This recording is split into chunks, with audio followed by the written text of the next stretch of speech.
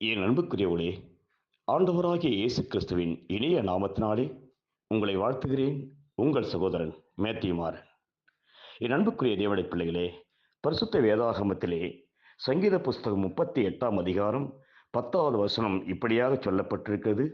என் உள்ளம் குழம்பி அலைகிறது, என் பெலன் என்னை விட்டு விலகி, என் கண்களின் ஒளி முதலாய் இல்லாமல் போயிற்று என்று சொல்லி தாவீது இங்கு கதறுகிறான்.